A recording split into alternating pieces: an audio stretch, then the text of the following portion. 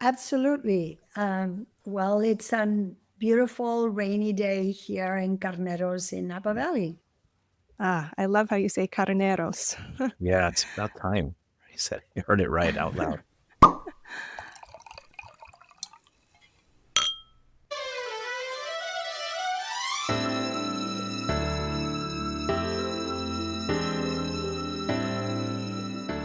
Well, hello and welcome to The Foretop. I'm Catherine Cole, joined once again by co-host Martin Reyes, Master of Wine.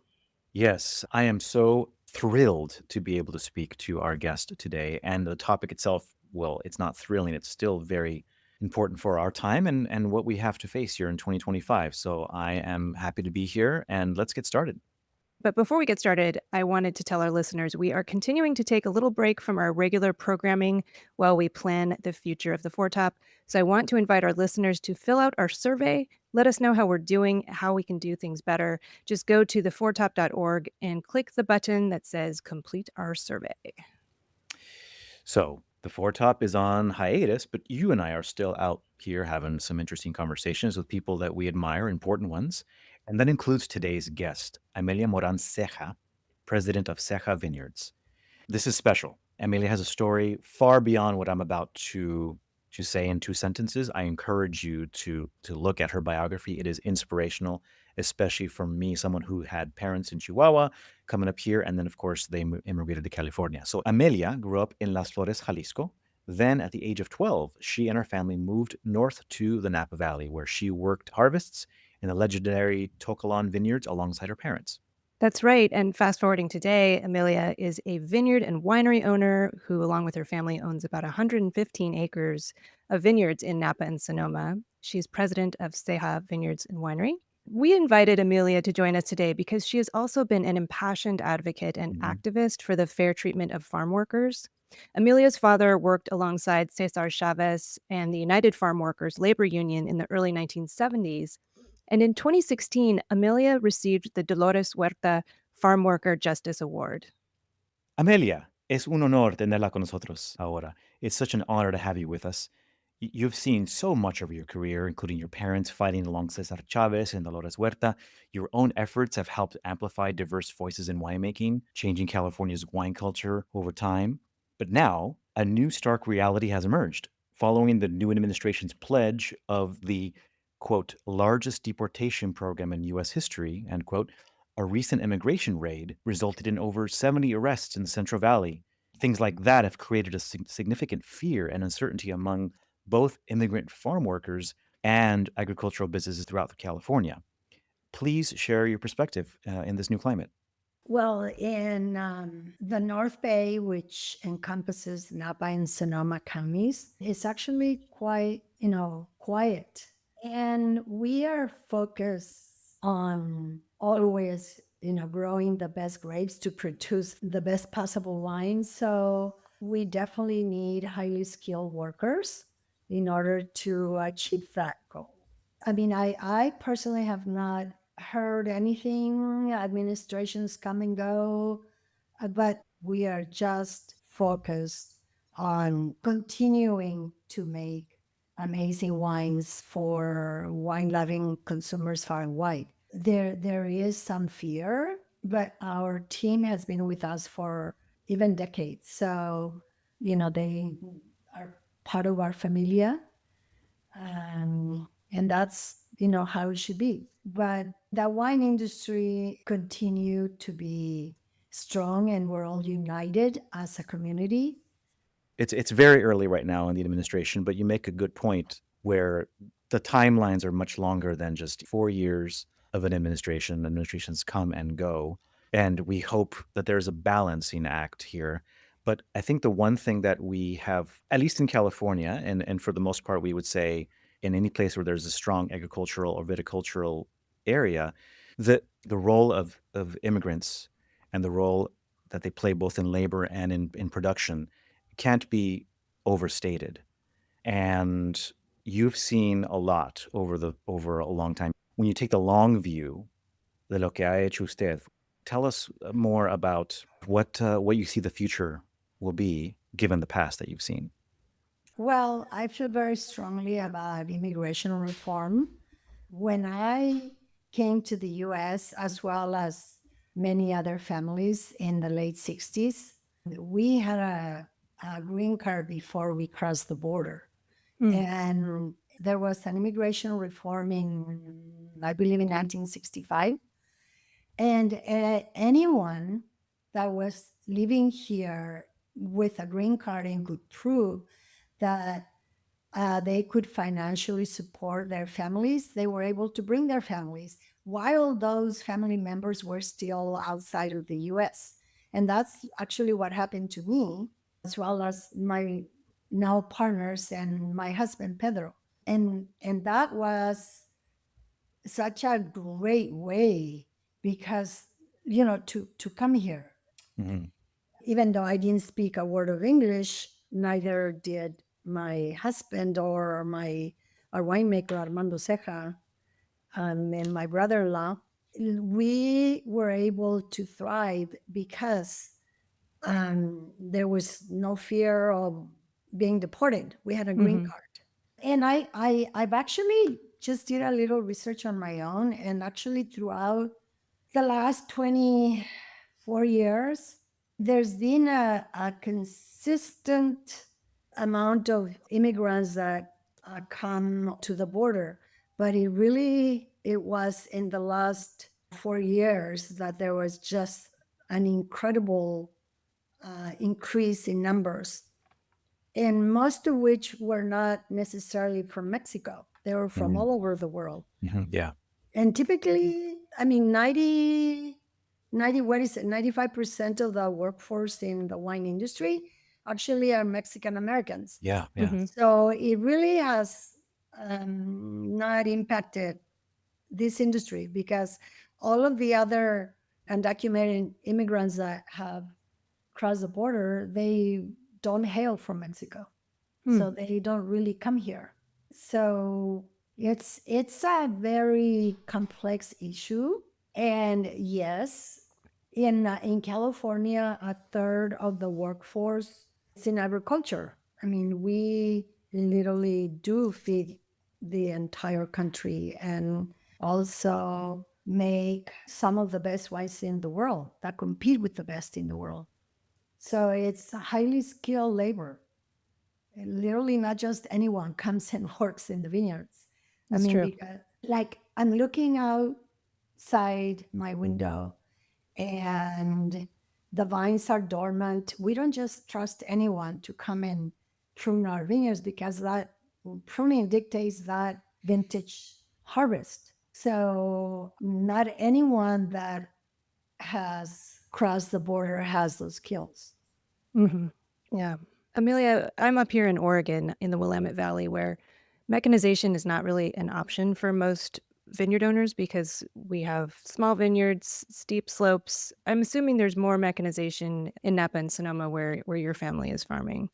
The larger companies, yes, but the little guys, for example, everything we do is manual. I mean, plus it's cost prohibitive, to buy the really expensive equipment. And to make great wine, personally, I feel that being touched by human hands, and I'm speaking in Napa Valley, which has over 40,000 acres planted to vineyards. And if you do an average of around 800 vines per acre, so there are a lot of vines, each vine is touched by a human hand a minimum of 3 to 4 times per year.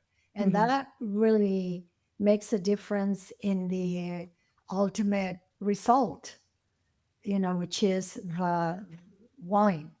If I'm not mistaken, the figure isn't something like 75% of the vines are at least harvested by hand, so that translates to a majority. Like you said, the majority still being touched by hands, and a quarter or less really is still mechanized. And it's my understanding, though, that there's always going to be and has been, and at least recent history, a labor shortage. That even with the totality of all available labor, there's still this shortage, right? Is that something that you have been dealing with?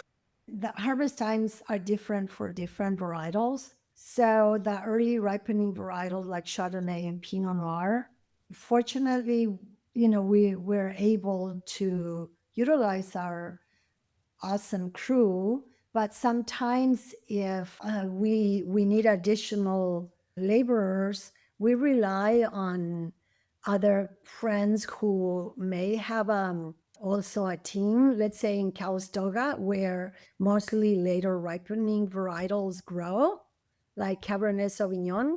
So then we're able to actually ask them if they can help us. Hmm. And also vice versa, we can help them because where most of our vineyards are located in the southernmost part of Napa and Sonoma, so we grow a lot of Chardonnay and Pinot Noir. And in the Sonoma Coast AVA, which are also earlier ripening varietals that we grow there. So there's always a balance. And yes, if you're a large company, you're definitely going to need, particularly during harvest, laborers that week. Not in 2 weeks. By then, the bricks would have gone at least 1 degree or two. So it's just a really balancing act that you do. That's why we all in the wine industry know each other and we actually take care of each other. Mm-hmm. And there is a symbiotic relationship that I feel often doesn't exist when other agricultural crops are grown. But in the wine industry, we're so dependent upon each other that we wouldn't be able to survive without each other, literally, in this industry. Yeah, I mean, we do face that up here in the Willamette Valley in that everyone is growing Pinot Noir and Chardonnay and everyone is harvesting at the same time. So while this industry is very supportive, I think we all believe a rising tide raises all ships when it comes to the wine industry. Exactly. We do up in the Willamette Valley rely on migrant labor. And as I'm sure we are all aware, the numbers vary, but I think it's estimated that 40% of the workforce is undocumented. And so I think there is some real fear. It sounds like, Amelia, you have kind of a wonderful situation. And the fact that you have a full-time crew, I think many wineries need to start thinking about that rather than just bringing in seasonal labor. But I wonder if you have any advice to wineries in areas where they kind of don't have a lot of choices in terms of finding people to work harvest and people with the skill set. To your earlier point, I think a lot of these migrant farm workers really are highly skilled, and that's not something you can find everywhere. Yes. Well, it's very important to cultivate a permanent rather than a transitory workforce. Mm-hmm. So, meaning making sure that laborers are paid a fair salary. And I think that's one of the reasons why there is a more permanent workforce in this area, because laborers are paid more, that they can not just during harvest, but during other times of the year, they're able to remain and be able to live in the area. Amelia, that touches on the concept that we've talked a lot about on the Four Tap of sustainability. That's a word we toss around all the time when it comes to environmental, ecological impacts. You have been a champion of that aspect of the land stewardship. And this is, it's reducing synthetic chemicals and so forth. And you're a lot of water conservation, I think you've also focused on. This is an extension really of investing in tu gente, right? In tu familia, in tu equipo, which is an Correcto. extension. And then you lay out the evidence that with this kind of philosophy, you're not just Ceja, but any company in any industry can invest in their people in a meaningful way to strengthen the workforce's relationship with things like living wages, housing, less transitory patterns.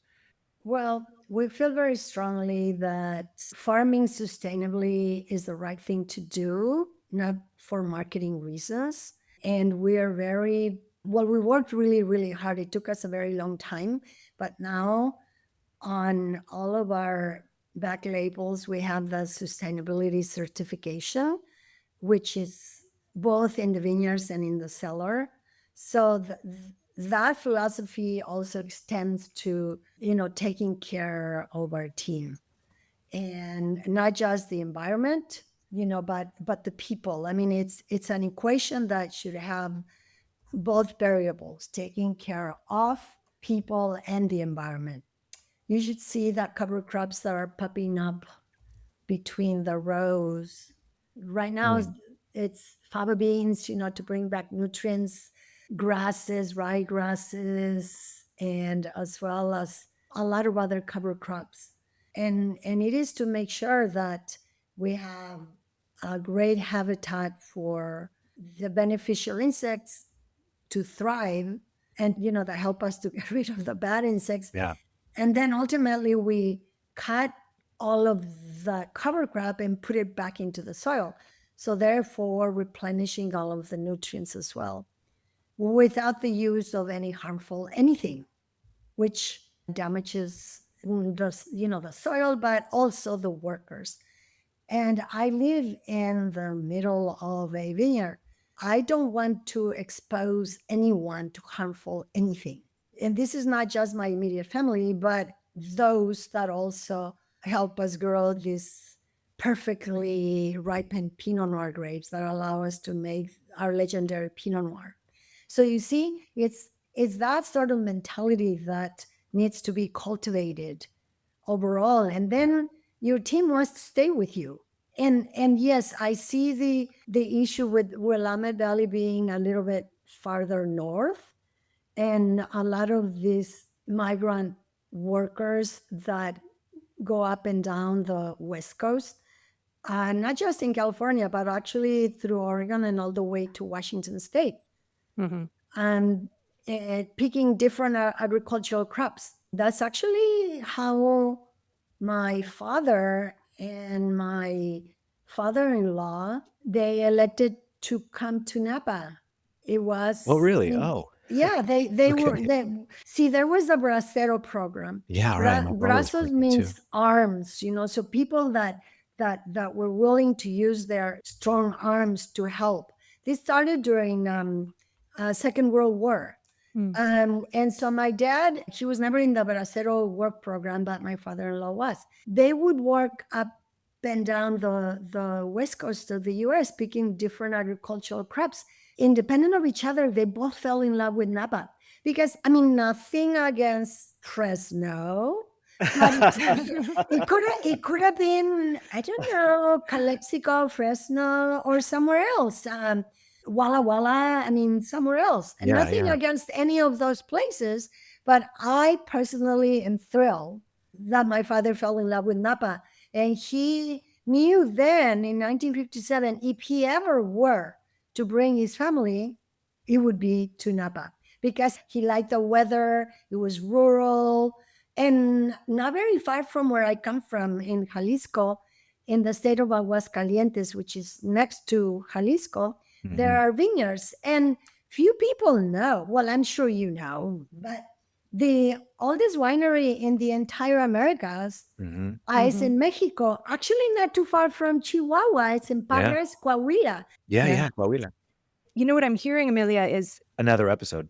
yeah, I know, another episode. Right. But also this taking the long view. I'm trying to not wake up and look at the headlines and completely freak out. The algorithm wants you to have a complete panic attack when you read, ICE is now able to enter churches and schools. And it's like, oh my goodness, what is going on? Yes. A lot of folks in the wine industry have sort of been just wringing their hands and saying, what do we do? What do we do? This is happening to us. And what you're saying is, hey, why don't you take action and hire full-time employees who work year-round with your winery, and then you will not be in this situation Exactly. at harvest time. Instead of just panicking every time we see these headlines, I like your point of view, which is let's look at the long view, the long-term story of this industry and how we can really sustain it. So you need to have a consistent workforce. So you cultivate it. And I know that it can be done everywhere in Oregon and Washington as well. It just takes time. In California, we can draw everything. I mean, so therefore there are a lot more agricultural workers already. And now, if every region where there's agriculture pays a living wage, then workers don't feel that they have to leave. But But ultimately, just administrations come and go. Yeah. And everyone's priorities are different, but ultimately everything is okay. Oh, thank you so much, Amelia. Yeah. You're making me feel better. Yes. Yeah, absolutely. And as a matter of fact, Amelia, listening to you, I reminded of a dicho, of a saying my mom used to tell me, which only now I'm starting to understand. Más sabe el diablo por viejo que por diablo, right? Exactamente. Which is for the English, it's the devil knows more because he's old than because he's the devil. Mm, It's I Yes. love yeah, that. it's the experience, the long view. It gives perspective, I think, that we need these days. And also, there are lots of different headlines. There are literally amazing journalists outside of just, the traditional media that Mhm. really do plenty of research and really understand. And I just feel that having critical thinking skills really allows one to also navigate different administrations. Yeah. Right. Amelia, thank you so much for taking the time to speak with us. Amelia, es un honor, como le dije, as I said in the beginning, an honor to have you on our foretop and giving the perspective that only someone in your position and tenure can give. It is a pleasure to hear from you and to get to know you, your story a little bit as well, and also the stories that you shared with us. It was everything we were hoping to and more. Yeah. Hasta la próxima, and hopefully we'll have you on again soon. Well, muchísimas gracias por invitarme. Thank you so much for inviting me. Muchas gracias. Un placer. Gracias, Amelia. Well, thank you for listening, folks. What an inspiring conversation. I just feel heartened by Amelia's words when she said we are all strong and united as a wine community. That really made me feel better. How about you, Martin? Yeah, it's nothing's ever perfect. It's never all just one or the other. That's a takeaway for me, anyways. This time, it's always great to listen to the sage views born from experience and heart. But and also, hey, let me not forget, Ceja wines are awesome. They're freaking awesome. And if you do find yourself in Napa, or even if you find Ceja wines out there, they make Chard, they make Pinot, they make blends. But in particular, there's this Metzli wine that I really enjoy from it. Metzli, it's the name of the Aztec goddess of the moon. And it's this blend of Cabernet Sauvignon and Syrah. Both grapes I love. In particular, Syrah for me just brings out all kinds of things.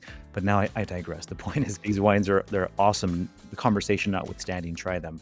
But yeah, it is eye-opening for us in the wine industry, in the viticultural sector with the new administration, things that are happening. It may be too early to tell, but conversing with Amelia can maybe give us some deeper perspective of the future, not just the immediate one.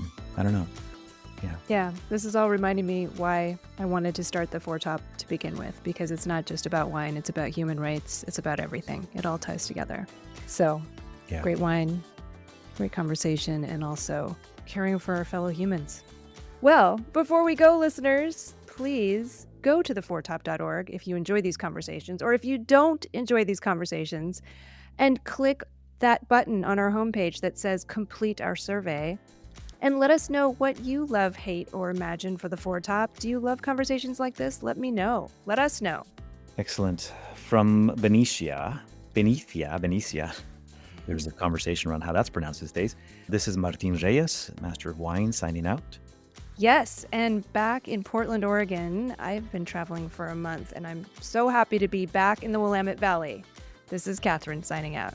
Stay safe out there, and thanks for listening.